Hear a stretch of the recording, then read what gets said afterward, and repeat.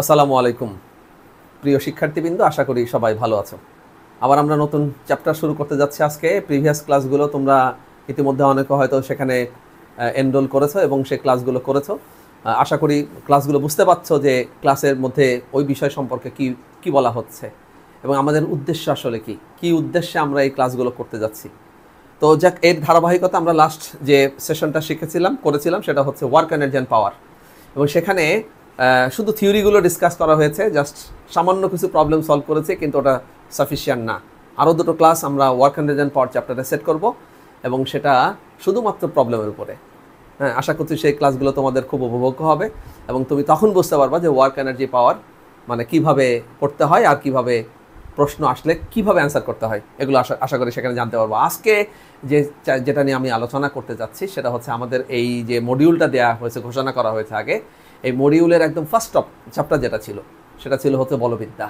অর্থাৎ আমাদের বইয়ের physics first paper, intermediate physics first paper বইয়ের যে চ্যাপ্টার 4, সেইটা কিন্তু খুবই গুরুত্বপূর্ণ।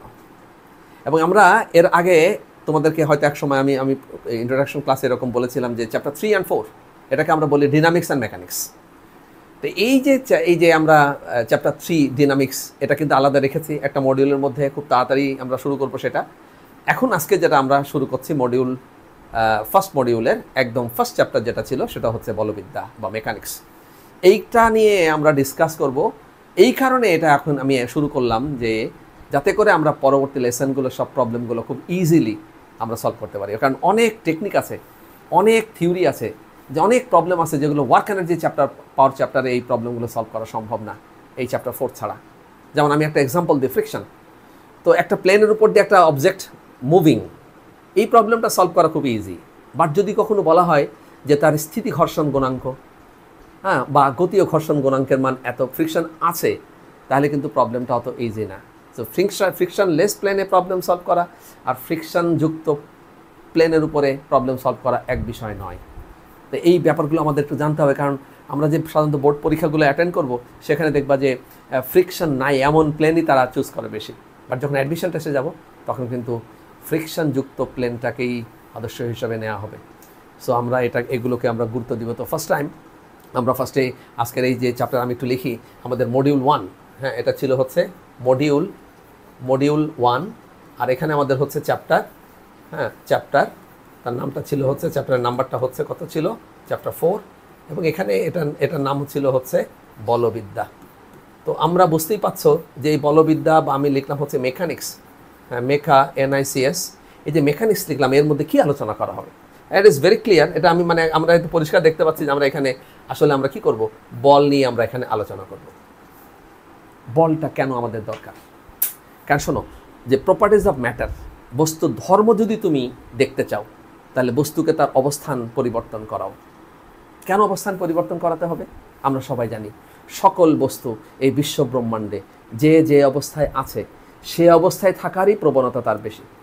অর্থাৎ সকল বস্তু যে অবস্থায় আছে সেই অবস্থায় থাকার ইচ্ছা পোষণ করা বা তার প্রবণতা বেশি থাকে। যে বস্তু যে অবস্থায় আছে ওই অবস্থায় থাকলে তার প্রপার্টি বা তার বৈশিষ্ট্য, তার চারিত্রিক গুণাগুণ এ দিয়ে কী করা যাবে, এগুলোকে কখনো ব্যাখ্যা করা যাবে না। কারণ ম্যাটারের মধ্যে দেখো, লক্ষ্য করো, ফর এক্সাম্পল ম্যাটারের মধ্যে যদি আমরা জানি সবাই যে ইলেকট্রন আছে, এবং সেই ইলেকট্রন যদি ম্যাটারের মধ্যেই থাকে তাহলে তুমি আজকে ইলেকট্রিসিটি পাচ্ছ না, এই ফ্যানটা চলবে না, এই লাইটটা জ্বলবে না, আজকে যে ক্লাসটা নিচ্ছি ইলেকট্রিসিটি বেসড ক্লাস, এটাও কিন্তু তুমি করতে পারবে না। সুতরাং আমি যদি আজকে এই ইলেকট্রিসিটি অ্যাপ্লাই করতে চাই তাহলে আমাকে ওই ম্যাটারের ভিতর থেকে ইলেকট্রনকে বের করে নিয়ে আসতে হবে। তখন আমরা বলবো ইলেকট্রনের প্রবাহ শুরু হয়ে গেছে। বুঝতে পারছেন নিশ্চয়ই? ঠিক একইভাবে আজকে যদি আমরা এই বস্তু যে অবস্থায় আছে ওই অবস্থায় যদি থাকে তাহলে তার যে প্রপার্টি সেগুলো কিন্তু আমরা ব্যাখ্যা করতে পারবো না। ফলে পিরিয়ডিক অসিলেশন, তারপরে ওয়েভস, তারপরে থার্মোডাইনামিক্স, তারপরে গ্র্যাভিটেশন, কোনো জিনিস আমাদের পক্ষে পড়া বোঝা তো অসম্ভব বিষয়। তো এই কারণে আমরা আজকে কি করব, বস্তু যে অবস্থায় থাকতে চাচ্ছে ওই অবস্থায় আমি ওকে থাকতে দিতে চাচ্ছি না। আমি কি করব, একটা বাহ্যিক কারণ প্রয়োগ করব। তাহলে আমি যদি কোনো বস্তুর উপর একটা বাহ্যিক কারণ প্রয়োগ করি, এটা হচ্ছে একটা অবজেক্ট অফ ম্যাস m ভরের একটা অবজেক্ট, এটার উপর যদি আমি একটা বাহ্যিক কারণ দিয়ে দিই, এটাকে আমি সবসময় একটু লিখি এরকমের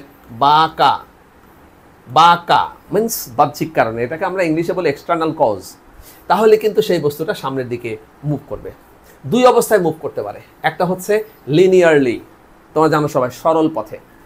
কেন আমি এই কথাগুলো বলছি আজকে? তুমি বলতে পারো স্যার এই কথাগুলো কেন বলছেন? কারণ এই কথাগুলো যত বেশি তুমি বারবার শুনতে পারবা, বারবার জানতে পারবা, তোমার জন্য মেকানিক্স ডিনামিক্সের প্রবলেম সলভ করা তত বেশি সহজ হবে। কারণ আমাদের ফার্স্ট ইয়ারের এমন কোনো চ্যাপ্টার নাই যেটার নাম মেকানিক্স না, যেটার নাম ডিনামিক্স না। সো মেকানিক্স ডিনামিক্সে আমাদের ফিজিক্সের মূল বিষয়বস্তু ফার্স্ট ইয়ার ফিজিক্স, ক্লাসিক্যাল ফিজিক্সের।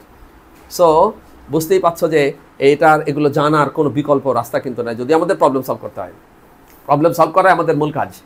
তো এইরকম একটা অবজেক্টের উপর যদি আমি একটা এক্সটার্নাল কজ বা বাহ্যিক কারণ দিয়ে দিই, তাহলে সেখানে দুই রকমের মোশন বা গতি প্রকৃতি তার মধ্যে আসতে পারে। নাম্বার ওয়ান, সে কী করতে পারে?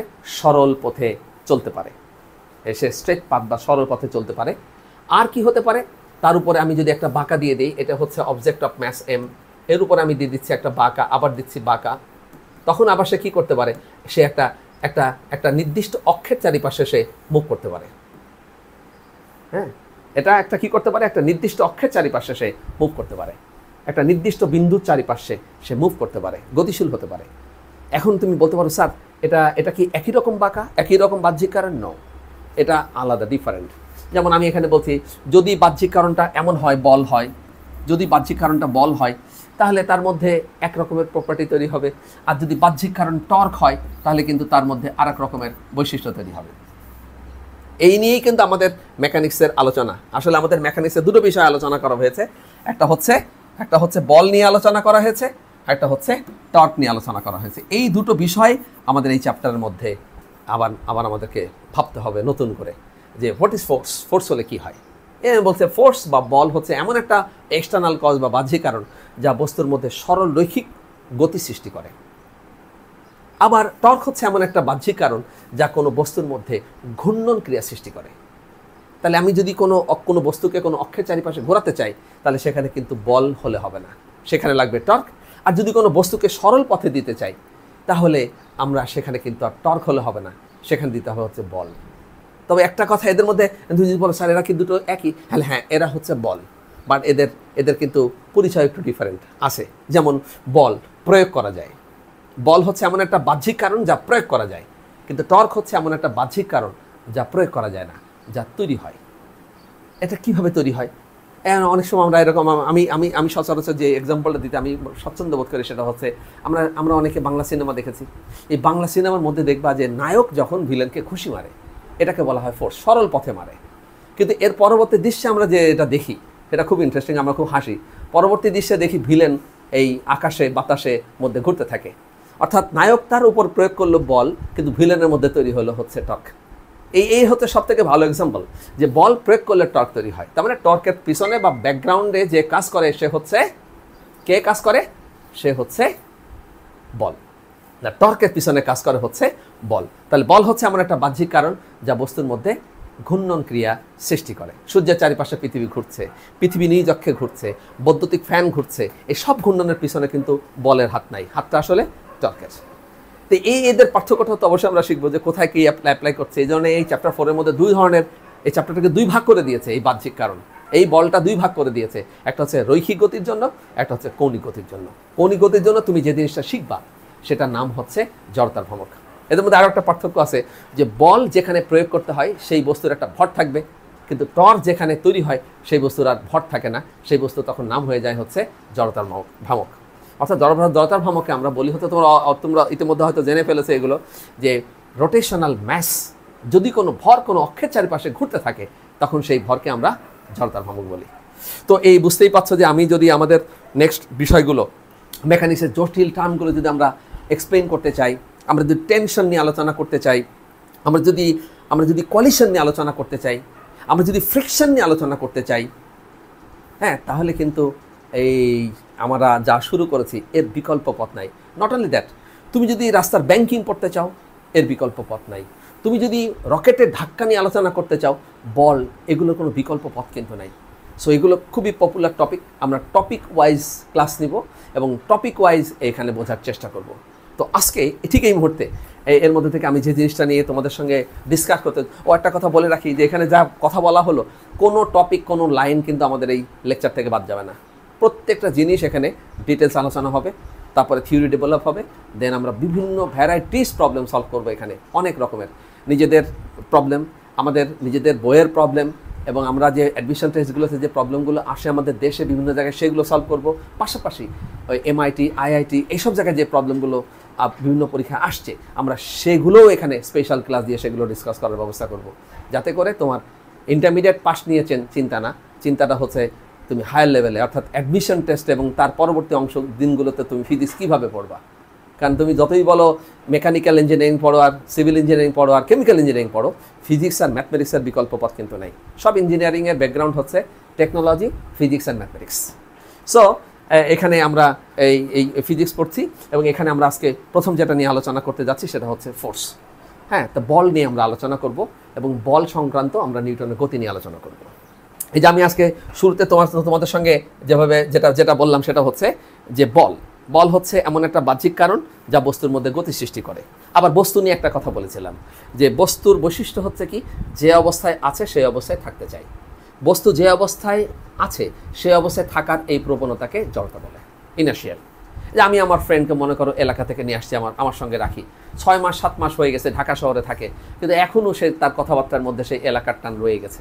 তখনই আমি প্রায় তার বলি তোর আর জড়তা কাটলো না, অর্থাৎ ও যে অবস্থায় আছে ওই অবস্থায় থাকতে চায়। তাই ওর যদি আজকে অবস্থার পরিবর্তন করতে হয় তাহলে আমাকে একটু ওর উপরে ফোর্স অ্যাপ্লাই করতে হবে, একটু ঘষা মাজা করতে হবে, করলে ওর স্টেট চেঞ্জ হয়ে যাবে। তখন ওর যে অরিজিনাল চেহারা, তার যে বৈশিষ্ট্য, সেগুলো প্রকাশ পাবে। আমাদের প্রত্যেকের জীবনেও তাই। আমাদের এখন যারা বসে আছি আমাদের প্রত্যেকের মধ্যে এই সাবজেক্ট নিয়ে জড়তা আছে, কিন্তু এটা হচ্ছে কি জাস্ট ঘষা মাজা চলছে। এগুলো একটু ভালো করে দেখবা তোমার স্টেট চেঞ্জ হয়ে যাবে, তখন তোমার মধ্যে গতির সৃষ্টি হবে। তখন সেই গতিটাকে আমরা বলি motion. So motion is very very important. আমি সবসময় বলি যে আসলে বস্তুর জন্য মোশন, আমাদের জন্য ইমোশন। আমরা যেমন কোনো খবর শুনলে ইমোশনাল হয়ে পড়ি, বস্তুর উপরে একটা বল দিলে বস্তু ইমোশনাল হয়ে পড়ে। এই বস্তু যে ইমোশনাল হয়ে পড়ে, বস্তুর এই ইমোশনটাকে আসলে মোশন বলা হয়। তাই কোনো বইয়ের মধ্যে দেখবা মোশন বলের সংজ্ঞা দিয়েছে, জড়তার সংজ্ঞা দিয়েছে, সব কিছুর সংজ্ঞা দিয়েছে, কিন্তু মোশন বা গতির সংজ্ঞা কিন্তু কেউ ক্লিয়ার বলতে পারে নাই। কারণ এটা একটা ভেতরকার বিষয়। যেমন আমার যে ইমোশন, এটাকে আমি এক্সপ্লেন করতে পারবো না। আমার কর্মকাণ্ড চলাফেরা দেখে তুমি বুঝবা, যে বডি ল্যাঙ্গুয়েজ দেখে বুঝবে যে আমি ইমোশনাল হয়ে পড়ছি, এক্সপ্লেন করা যায় না। তেমনি মোশনটাও এক্সপ্লেন করা খুব ডিফিকাল্ট। তো আমরা কি করতে চাচ্ছি আসলে, ফোর্স অ্যাপ্লাই করে বস্তুর মোশনটাকে ডিসক্রাইব করতে চাই। অ্যান্ড বস্তুর মোশন ডিসক্রাইব করতে গেলে কী লাগে, আমরা খুব ভালো করে জানি যে বস্তুর মোশন ডিসক্রাইব করতে গেলে 3টা জিনিস লাগে। এক, সরণ, বেগ অ্যান্ড ত্বরণ। 3টার বাইরে কিচ্ছু নাই। তা আমরা আমাদের কোর্সটাকে বিশাল বড় মনে করি, এত বড় জিনিস। দেখো এমন কোনো চ্যাপ্টার নাই আমাদের ফার্স্ট পেপারের যে চ্যাপ্টারের নাম মোশন না। চ্যাপ্টার 3 মোশন, গতিবিদ্যা মোশন, চ্যাপ্টার 4 বলবিদ্যা মোশন, চ্যাপ্টার 5 সব বলবিদ্যা, ওটাও মোশন, চ্যাপ্টার 6 ওটাও হচ্ছে মহাকর্ষ গতিবিদ্যা, ওটাও motion, chapter 7 structural properties of matter, ওটাও মোশন, চ্যাপ্টার 8 পর্যাবৃত্ত গতি, ওটাও মোশন, তারপরটা হচ্ছে তরঙ্গ গতি, সেটাও মোশন, তারপরটা তাপগতিবিদ্যা, সেটাও মোশন। অর্থাৎ প্রত্যেকটা চ্যাপ্টারই মোশন রিলেটেড। তাহলে সেখানে প্রত্যেক ক্ষেত্রে বোঝা যাচ্ছে 3টা জিনিস আমরা ডিসক্রাইব করব। এক হচ্ছে সরণ, 2 হচ্ছে বেগ, আর 3 নম্বর হচ্ছে ত্বরণ। কিচ্ছু না। তো পড়াটা এখন ছোট হয়ে গেল, আমাদের পড়াটা এখন 3টা জিনিসের মধ্যে চলে আসছে, সরণ, বেগ আর ত্বরণ। এখন 2টো জিনিসও যে শিখলাম, যে অবস্থায় আছে সেই অবস্থায় থাকার প্রবণতা, আর একটা হচ্ছে বাহ্যিক কারণ। এই দুটোকে আমরা এক করে দিব, তাহলেই রুলস মেনে চলবে। এই রুলসগুলো ব্যাখ্যা করেছিল আমাদের সবথেকে প্রিয় বিজ্ঞানী, আমরা যার নাম বলি এবং যার নামে এই পদার্থবিজ্ঞান, সে হচ্ছে আইজাক নিউটন। তো উনি এই গতি সম্পর্কে, বল সম্পর্কে 3টা সূত্র দিয়েছেন আমাদের সামনে, এবং আমরা সবাই জানি এগুলো আসলে নতুন করে বলার কিছু নাই। আমরা আসলে এই গতির মধ্যে বস্তুর মোশনকে ডিসক্রাইব করার জন্য কিছু ম্যাথমেটিক্স তৈরি করতে চাই, because mathematics is the language of physics. এই যে আমি এত সময় তোমাদের সামনে যে কথাগুলো ডিসকাস করলাম, এটাকে বলে থিওরিটিক্যাল ফিজিক্স, কোনো কিছু লেখা নেই। বাট এখন যদি এটাকে আমি দেখতে চাই, তাহলে কতগুলো ইকুয়েশন তৈরি করতে হবে, আর ইকুয়েশন তৈরি করতে গেলেই ম্যাথমেটিক্স দরকার। দ্যাটস ওয়াই সবাই বলে mathematics is the language of physics. তা আসো আমরা ম্যাথমেটিক্স তৈরি করি, এবং আমরা সবাই খুব ভালো করে জানি যে সেকেন্ড ল অফ নিউটনের সেকেন্ড ল, সেটা হচ্ছে কি সেকেন্ড ল অফ নিউটন। কী রকম বলে সেটাকে আমরা ম্যাথমেটিক্যালি যেটাকে বলি summation of F equal to হচ্ছে কি এম এ। এটা আমরা বলি summation of F equal to M A. This is the second law of Newton. এটা কিভাবে হলো কে না জানে, এটা সবাই বলছে কি যে বস্তুর ভরবেগের পরিবর্তনে হার ও হার উপর প্রযুক্ত বলে সমানুপাতিক। কিছু জিনিস তো আমাদের শেখা দরকার, এবং আমরা অনেকে হয়তো ক্লাসের সামনে থাকবো বা আছি, হ্যাঁ, যারা এখনও আমরা বলতে পারি না যে মোমেন্টাম বা ভরবেগ জিনিসটা আসলে কি। সব থেকে ইম্পর্টেন্ট জিনিস, মানে বল যে হলো, এই বল হওয়ার চাবিকাঠির নামই কিন্তু মোমেন্টাম, যেটা আমার নামের সঙ্গে অনেকটা যুক্ত আছে, দেখবা তোমরা যে আমার নাম হচ্ছে মোমেন্ট আর ওটা হচ্ছে মোমেন্টাম, একই জিনিস। সো আমার যদি বুঝো তাহলে মোমেন্টাম বুঝতে পারবা, মোমেন্টাম বুঝতে আবার আমাকে বুঝতে পারবা, একে অন্যের সঙ্গে ওতপ্রোতভাবে জড়িত।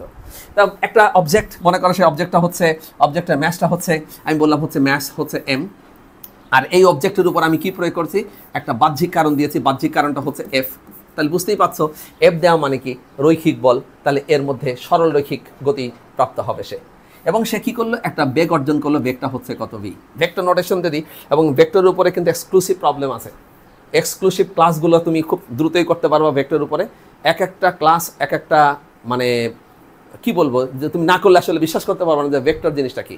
আমরা অনেকে হয়তো কোর্স শেষ করে ফেলেছি, অনেকে হয়তো সেকেন্ড ইয়ারে উঠবো, অনেকে হয়তো ইন্টারমিডিয়েট পরীক্ষা দিব, অনেকে হয়তো অ্যাডমিশন টেস্টের জন্য রেডি হয়ে আসো, তারা হয়তো এখনও জানো না যে what is called vector product, কোথায় এর অ্যাপ্লিকেশন আছে, ডাইভারজেন্স কার্ল গ্রাডিয়েন্ট কি, এগুলো কোথায় অ্যাপ্লাই করে, ইঞ্জিনিয়ারিংয়ের কোথায় ডাইভারজেন্স কার্ল গ্রাডিয়েন্ট অ্যাপ্লাই করা হয়, ডাইভারজেন্স কার্ল গ্রাডিয়েন্ট দিয়ে কী বুঝো, হ্যাঁ ঝড় হবে কি না তাও আমরা বুঝি গ্রাডিয়েন্ট ডাইভারজেন্স কার্ল দিয়ে, কি নাই ডাইভারজেন্স কার্ল গ্রাডিয়েন্টের মধ্যে।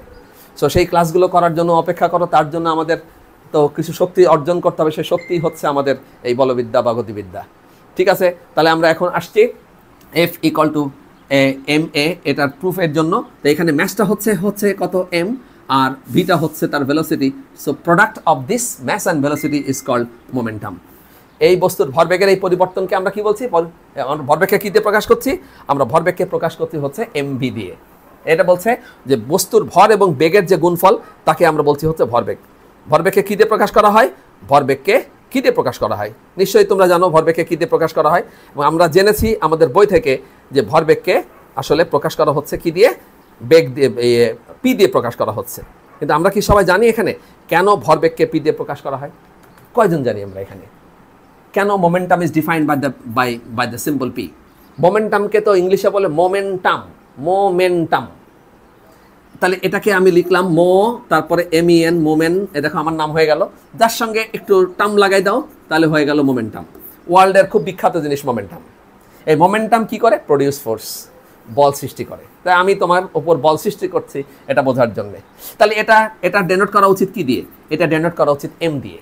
কিন্তু দেখো আমরা কিন্তু মোমেন্টামকে এম দিয়ে প্রকাশ করি না। এটা বিজ্ঞজনেরাই বলে যে momentum is defined by P, not M. M means mass.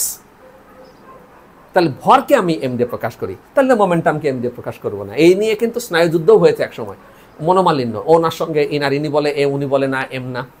পরে এক জায়গায় বসে সবাই সিদ্ধান্ত নিয়েছে যে যেহেতু ভর এবং বেগের প্রোডাক্ট বা গুণফলকে ভরবেগ বলা হয়, যেহেতু গুণফল, আর গুণফলকে ইংলিশে কি বলে, প্রোডাক্ট, এই জন্য ওই প্রোডাক্টের প্রথম অক্ষর দিয়েই আমরা ভরবেগকে ডিফাইন করে থাকি। So momentum is defined by P. তাহলে আজকে থেকে ভরবেগকে আমরা প্রকাশ করবো হচ্ছে কি দিয়ে, পি দিয়ে প্রকাশ করব। এবার আমরা আসি যে কিভাবে এই নিউটন এই সেকেন্ড লটাকে ডেরাইভ করলো। মানে অনেকে আচ্ছা পরে বলবো এগুলো, আগে আমরা একটু এখানে ঝটপট দেখে নিই যে কিভাবে এটা আসলো। নিউটন বলছে the rate of change of momentum. তো ম্যাথমেটিক্যালি এটাকে কীভাবে লেখে, rate of change of momentum with respect to time, সময় সাপেক্ষে। তখন আমরা এটাকে কী করি, ডেরিভেটিভ ফর্মে লিখি। তো মোমেন্টাম হচ্ছে কত, ডিপি। তাহলে লিখবো আমরা change of momentum D P divided by হচ্ছে D T, which is proportional to F. তুমি এফটাকে ওপাশেও লিখতে পারো, ম্যাথমেটিক্যালি এটা ভুল না, সব ঠিক আছে। তাহলে F is directly proportional to dp by dt. এটা নিউটন তার সেকেন্ড লতে এটাই বলেছে, বস্তুর ভরবেগের পরিবর্তনের হার ও হার উপর প্রযুক্ত বলের সমানুপাতিক। তাহলে আমরা জানি ম্যাথমেটিক্যালি কি জানি যে একটা প্রপোর্শনালিটি আসা মানে হচ্ছে কি, সেই সাইনটাকে ভ্যানিশ করে দেওয়া এবং একটা প্রপোর্শনালিটি কনস্ট্যান্ট নিয়ে তাকে সান্ত্বনা দেওয়া। তাহলে আমরা এখানে জাস্ট কি করে ফেলবো, আমরা লিখবো এফ ইজ ইকুয়াল টু কে, তারপরে লিখবো ডি বাই ডিটি অফ হচ্ছে কত, পি। আবার আমরা একটা ভেক্টর হিসেবে লিখি, ভেক্টর লিখাই হচ্ছে সব থেকে ভালো, কারণ force is a vector quantity, momentum first vector quantity momentum. তা ভেক্টর চ্যাপ্টারের মধ্যে কোনটা ভেক্টর কোনটা স্কেলার সেটা শেখার জন্যও যত রকমের জিনিসপত্র আছে বা টেকনিক বা আছে সেগুলো আমরা সব অ্যাপ্লাই করবো সেখানে। হ্যাঁ, সেটার জন্য অপেক্ষা করো, আগে এগুলো ঠিক করে নিই আমরা। তাহলে এখান থেকে লিখতে পারি আমরা F vector is equal to K, তারপর লিখবো আমরা ডি অফ ডিটি, তারপরে হচ্ছে পি মানে হচ্ছে কত, এমবি।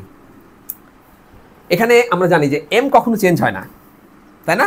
আমরা সবাই জানি কিন্তু যে এম কখনোই চেঞ্জ হয় না। এম নাকি চেঞ্জ হয় না, বলছে এম চেঞ্জ হয় না। ক্লাসিক্যালি এম চেঞ্জ হয় না, এটা না, এম চেঞ্জ হয়, অল টাইম এম চেঞ্জ হয়, এক অবস্থা থেকে অন্য অবস্থায় নিয়ে গেলেই এম চেঞ্জ হয়, কিন্তু ক্লাসিক্যালি আমরা এটা মাপতে পারি না। তো what is the basic difference between classical modern? Classical এবং মডার্ন ফিজিক্সের মধ্যে বেসিক ডিফারেন্সটা হচ্ছে ভেলোসিটি। যদি ভেলোসিটি অনেক কম হয় তাহলে তাকে ক্লাসিক্যাল বলে, আর ভেলোসিটি যদি এমন হয় equivalent to the velocity of light, আলোর বেগের সমান, equal to the velocity of light, আলোর বেগের সমান, আর greater than the velocity of light, আলোর বেগ থেকে বেশি, যদি এই রকমের ভেলোসিটি হয়, এত এই রেঞ্জ যদি এমন হয়, তাহলে যে ফিজিক্স কাজ করে বা বলি আমরা তার নাম হচ্ছে মডার্ন ফিজিক্স। তো দুই ক্ষেত্রেই কিন্তু ম্যাথ চেঞ্জ হয়। এই তুমি সেকেন্ড ইয়ারে যখন আমরা চ্যাপ্টার 8 থিওরি অফ রিলেটিভিটি পড়বো, তখন তুমি দেখবা যে কোনো ভর যদি আলোর বেগের কাছাকাছি বেগে যায়, আলোর বেগের সমান বেগে যায়, আলোর বেগ থেকে বেশি বেগে যায়, তাহলে তার ভর চেঞ্জ হবে। এবং 1 কেজি ভর যদি আলোর বেগের কাছাকাছি বেগে যায়, তাহলে কিন্তু তার ভর দাঁড়াবে 500 কেজি। এই জন্য আইনস্টাইন ওখান থেকে প্রমাণ করেছিল রিলেটিভিস্টিক ম্যাথ, এবং সেখান থেকে দেখিয়েছিল কিভাবে লেখা যায় E=mc²। এটা আমরা দেখবো, তার জন্য আমরা অপেক্ষা করব। তো আমরা সব কিছুই আসলে যা পড়ছি সব মডার্ন ফিজিক্স দেখার জন্য শিখছি। এগুলো ক্লাসিক্যাল, এগুলো দেখা যায় না, তারপর আমরা দেখার চেষ্টা করব। দেখা যায় না, তারপর দেখার চেষ্টা করবো, কারণ এগুলো না দেখলে তুমি সায়েন্সের যে মজা, তুমি যে সায়েন্স পড়ো সেটা কখনোই বুঝতে পারবে না। তো মজা পেতে গেলে তোমাকে এগুলো দেখতে হবে। তো আজকের জন্য আপাতত যেহেতু ক্লাসিক্যাল ফিজিক্স পড়ছি, তাই ভর চেঞ্জ হচ্ছে, বাট মাপতে পারছি না, মাপার যন্ত্র নাই, ওটা বুদ্ধি হয়ে ওঠে না এখন আমাদের।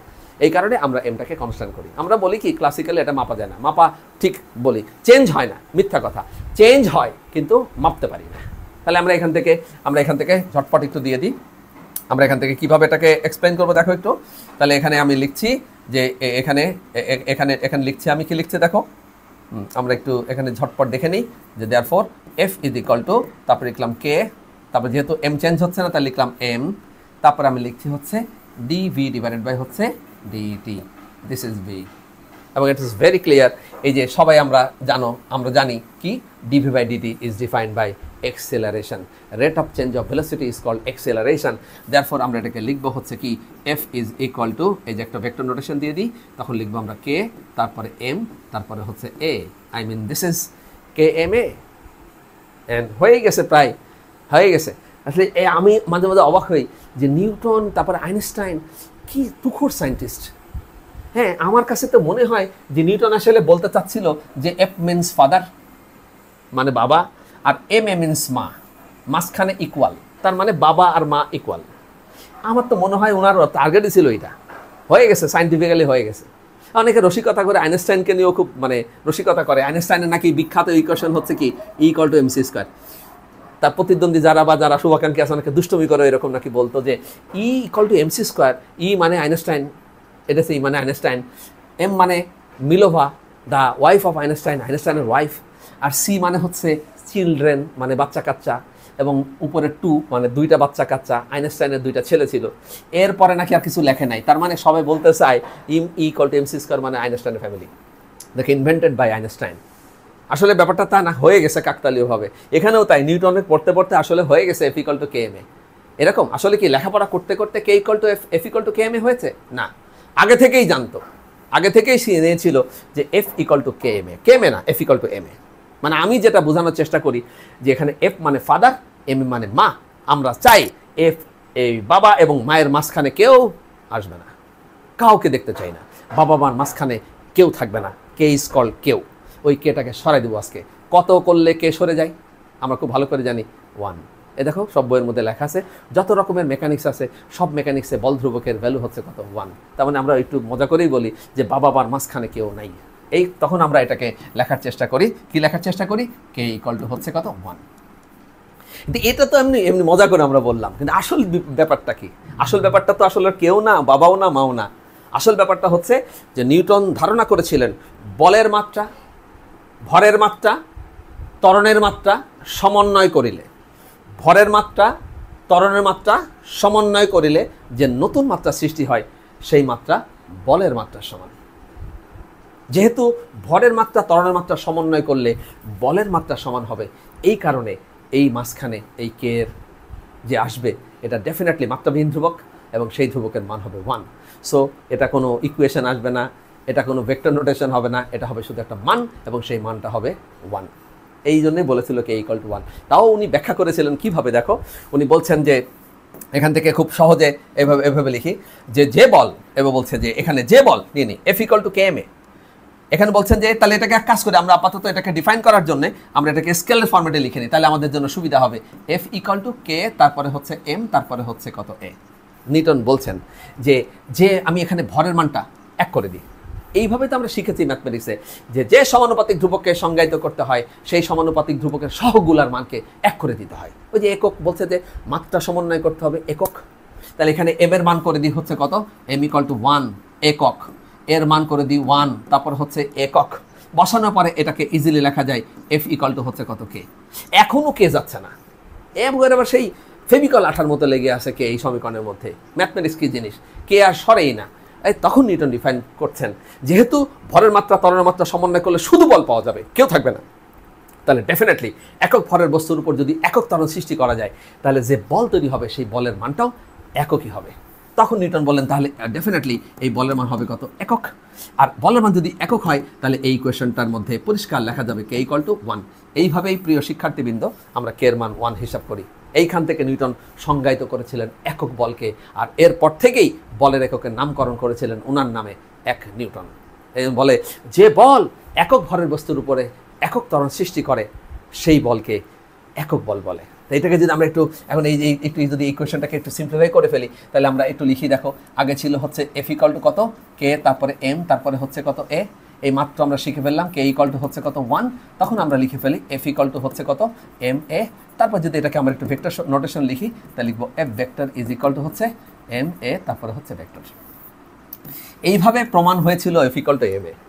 But summation of F equal to M A, এইটার ব্যাপারটা খুব ইম্পর্ট্যান্ট। সামেশন অফ এম এর ব্যাপারটা খুবই গুরুত্বপূর্ণ, কারণ এই সামেশন অফ এম থেকে এফ ইকুয়াল টু এম থেকেই তুমি আসলে সব প্রবলেমগুলো সলভ করতে পারবা।